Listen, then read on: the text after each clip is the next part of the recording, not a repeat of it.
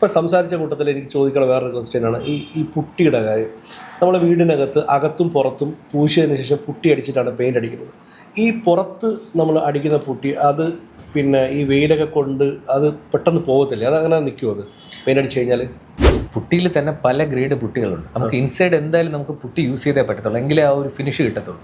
കാരണം ഫിനിഷ് കിട്ടാതിരുന്ന് കഴിഞ്ഞാൽ നമ്മൾ ട്യൂബ് ലൈറ്റ് ഇടുമ്പോൾ പല വീടുകളും നോക്കിക്കഴിഞ്ഞാൽ അറിയാം പുട്ടി നേരെ യൂസ് ചെയ്തിട്ടില്ല, നേരെ കുറച്ച് ഇതിട്ടില്ല എന്നുണ്ടെങ്കിൽ ചുമരിൽ തന്നെ ഇങ്ങനെ ഓളം പോലത്തെ ഒരു ഡിസൈൻ കാണും. അത് നമ്മളെ യഥാർത്ഥത്തിൽ പുട്ടിയുടെ വർക്ക് ക്ലിയർ അല്ലാത്തുണ്ടെങ്കിൽ പ്ലാസ്റ്ററിങ്ങിനെ അത് ക്ലിയർ അല്ലാത്തത് കൊണ്ട് പറ്റുന്ന ഒരു ഡ്രോബാക്കാണ്. ആ ലൈറ്റിങ് നമ്മൾ എപ്പോഴും ശ്രദ്ധിക്കണം. ട്യൂബ് ഇടുമ്പോൾ നമുക്ക് ആ ചുമരിൽ ഓളം വരുന്നുണ്ടെന്നുണ്ടെങ്കിൽ നമ്മൾ ലൈറ്റ് അപ്പ് ചേഞ്ച് ചെയ്യണം. പിന്നെ അതുപോലെ തന്നെ ഔട്ട് സൈഡ് പുട്ടി ഞാൻ കൂടുതലും ഫ്രണ്ട് മാത്രം അല്ലെങ്കിൽ കാണുന്ന വശം മാത്രം യൂസ് ചെയ്യുന്നതാണ് ഏറ്റവും ബെറ്റർ.